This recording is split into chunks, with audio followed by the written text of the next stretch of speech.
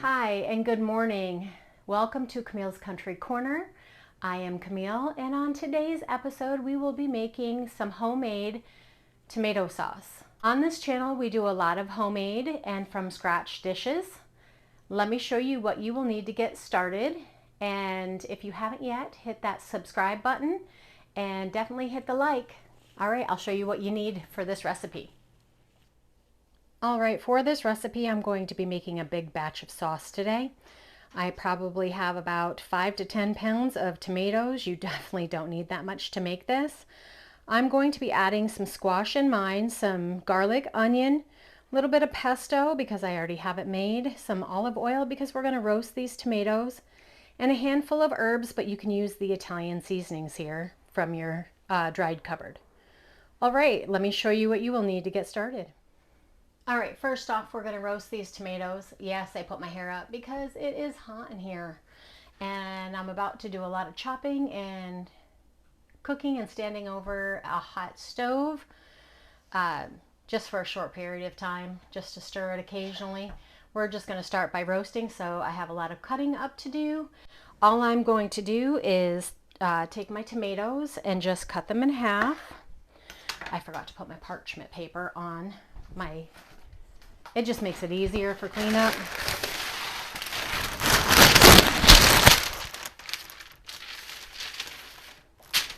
Okay. And as you see in the background there, I've got my audience of girls. Hello, Stevie. This is Stevie and Freya. This is Freya, that's Stevie. And they just wait to see if I'm going to give them anything good for a snack. All right, go lay down. Go lay down. Go on, girls. They'll eventually go when they realize I'm not going to give them anything. It's a rainy day, so I usually put them outside when I'm filming. But today, since it's so rainy, I'm going to go ahead and leave them in.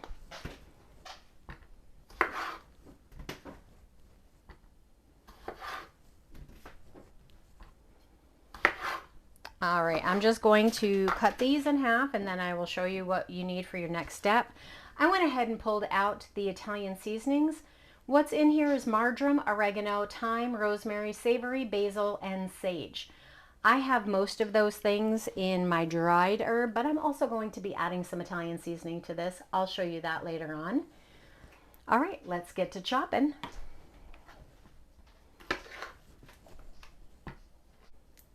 These are all the tomatoes from my garden, and it's been raining a lot here, and so some of my tomatoes have started to split from the rain, so I need to make this sauce. For the amount of tomatoes I have, I'm definitely going to need more than one tray because I'm making a great big batch today. See, that's what the rain does when your tomatoes get too wet. Some of these I need to let sit, but since they're cracked, I can't do that. All right, so first batch is going in. I'm going to go ahead, put some olive oil on here. I have my oven preheated at 400. Salt, just some kosher salt here. A little bit of pepper.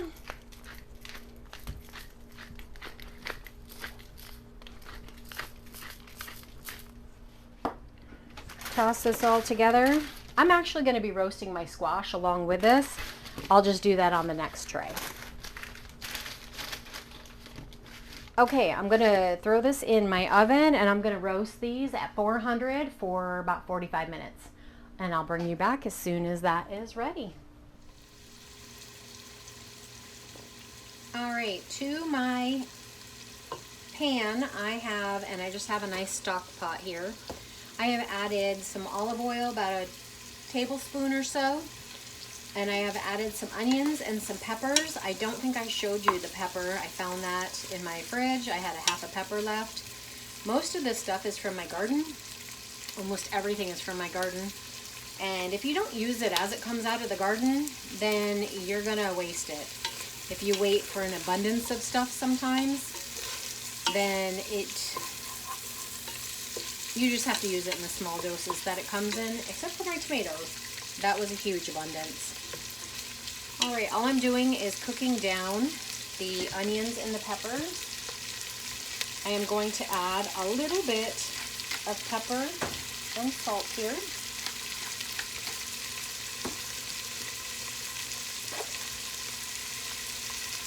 Also adding a little bit of beef bouillon to mine, just because I like that beefy flavor. You can definitely leave that out. You don't have to add that. And I'm going to add my dried herbs.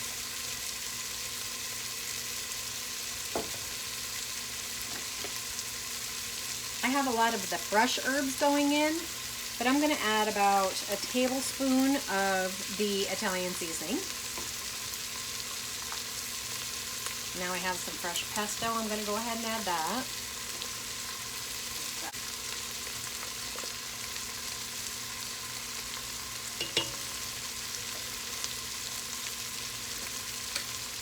Oh, I wish you could smell it in here. It smells amazing. It smells just like a pizza shop.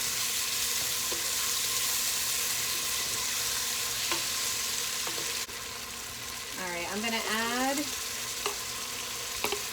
a lot of garlic here. That one is empty. It's been kind of hard to find some garlic in my area. I didn't grow any. So I have been only able to find the jarred garlic. I need to try the big box store because someone told me that they sell it in big amounts there and it's already peeled. All right, I'm going to add about 6 to 9 cloves of garlic. I just like a lot of garlic on my sauce. We just let the onions and the peppers cook down just a little bit because this is going to be sitting on the stove for quite some time. All right, let's see if I can do this gracefully. I'm going to add all of my roasted tomatoes with their juices. Of course, when I showed you all of my tomatoes originally, I said I had about 5 to 10 pounds of tomatoes. They weren't all on screen.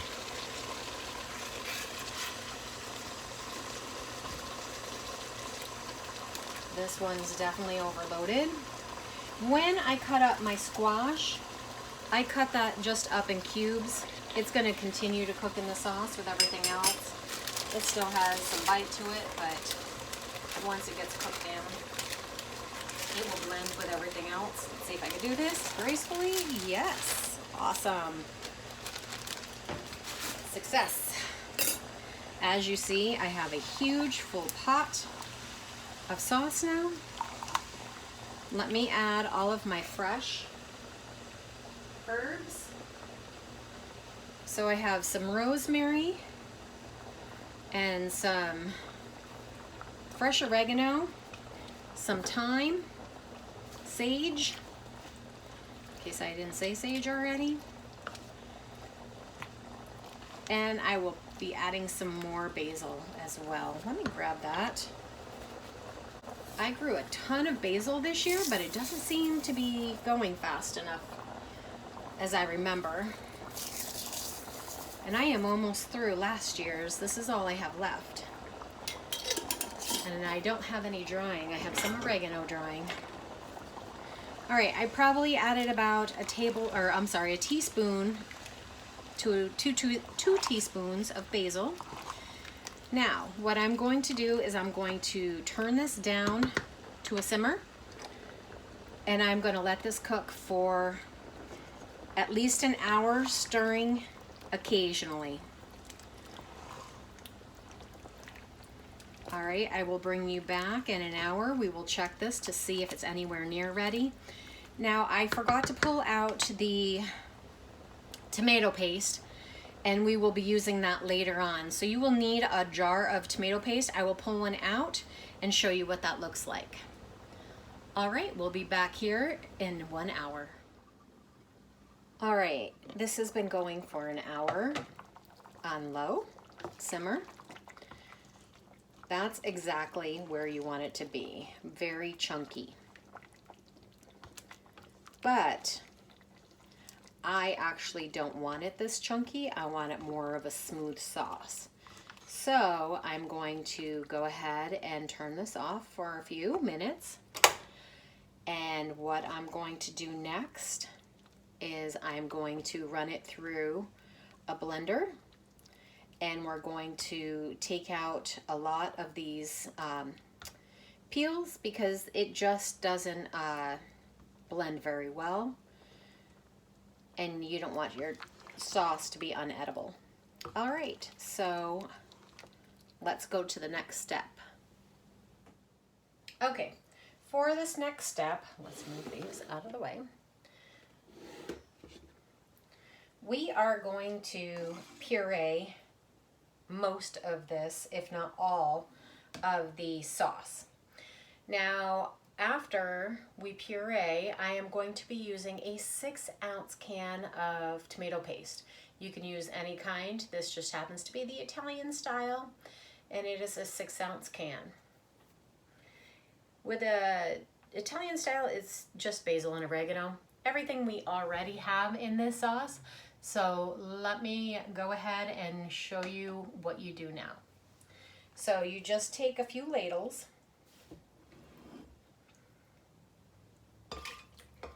This way, if you have some picky eaters, they won't see everything you have put in this sauce. And you can add your meat later. I don't add my meat to my sauce. I do definitely like some ground beef or some sausage in my sauce, but I do not add it at this point because I'm going to freeze this batch and use it at a later time. Sometimes when you add the meat, it gets weird.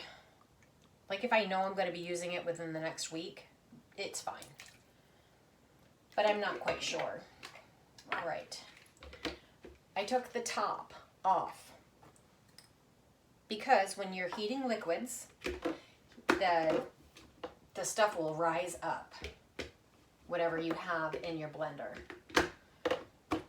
Okay, I'm going to take one of my tea towels and I'm just going to place it on top, just in case it decides to bubble over.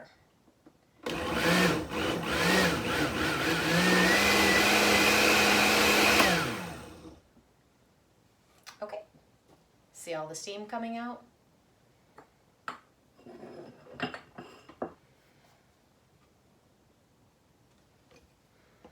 All right, as prepared, as normal.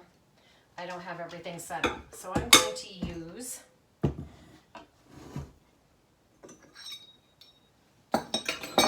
this big container. And I don't care if my garlic or anything gets in here, so I'm just going to use a regular colander to strain this. It's not as, I don't need a sieve to do this. Okay. Now I am just going to let it go through.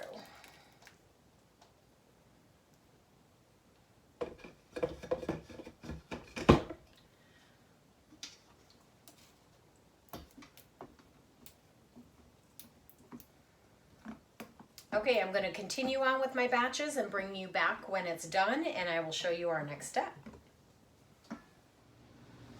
All right, after each pass through my colander, I'll show you how much waste we have left and how much actually gets filtered through.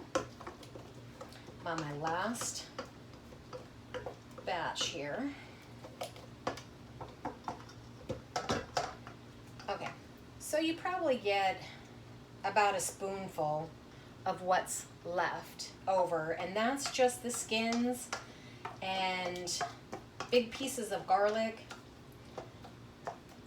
and any of the herbs that were too big to go through. Now, show you how smooth this mixture is now.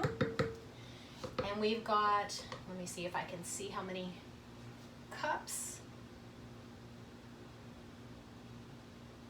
have 8 cups of sauce. And I'm just going to throw this back into my pan. You see how liquidy it is? We want that to thicken up.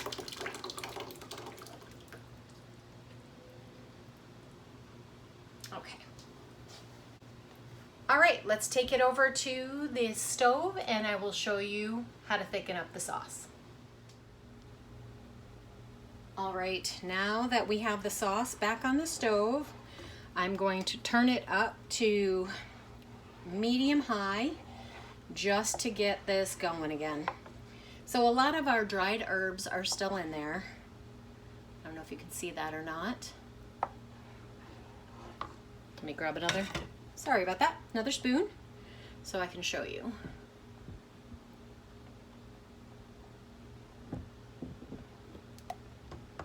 Okay, and at this point, let's give it a taste.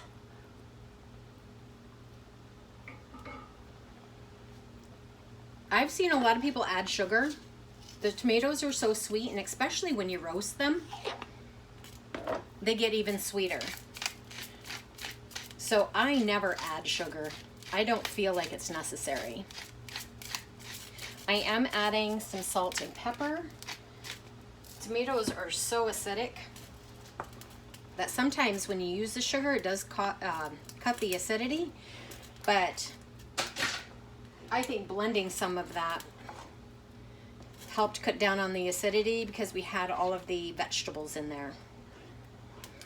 Okay, at this point I am going to add my tomato paste. Like I said, you add a 6 ounce.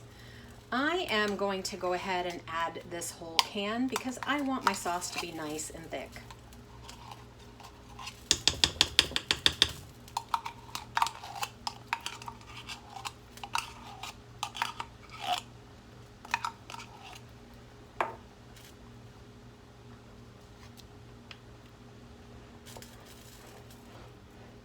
All right, that's going to take a little bit to thicken up once it reaches temperature again. But it happens pretty quickly once it gets hot. I can already feel it thickening. Depending on how thick this gets, I might have to add a little bit more of the tomato paste. Oh, this is going to be a beautiful consistency. I'm not going to have to do anything else to it. All right, I am going to let this simmer for another 30 minutes. Once it comes up to temperature, which it's almost there, you want to bring it up to bubbling. And then I'm going to turn it down and let it simmer for another 30 minutes to an hour. Definitely do this on one of your days off. Today is my day off, so that's why I am making the sauce today. Okay, I'll bring you back in another 30 minutes to an hour and show you what it looks like. All right, now that this has been going for another 30 minutes, it is as thick as I would like it to be. It's nice thick sauce. So I'm going to go ahead and let this cool down a bit and I will show you how I am going to preserve it. All right, friends, this is what it looks like when it's done. We got 3 quarts of homemade sauce.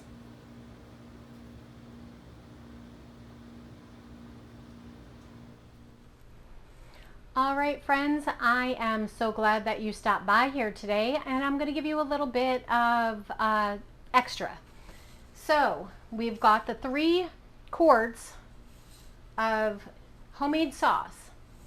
For me, it didn't really cost me anything, just the seeds that I grew my tomatoes, that was $1. I literally bought Roma tomato seeds from the dollar store. They were 4 for $1, and I planted a bunch. I think I had 40 some odd Roma tomatoes. Roma tomatoes are determinate tomatoes, and they all come on at once. That's what I like because I like to either can, make sauce, soups, whatever I want to make. I can do it all at the same time.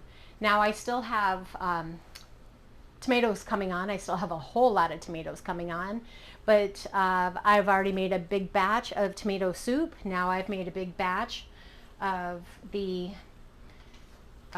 tomato sauce. And for each quart, there is 32 ounces. When you buy a jar of sauce, you're getting 24 ounces. Now this is the store brand. I just bought this today. Of course I take help from the grocery store when I need it.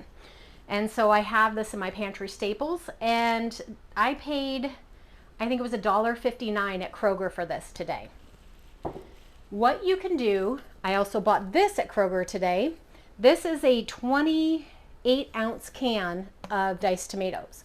Spent $1.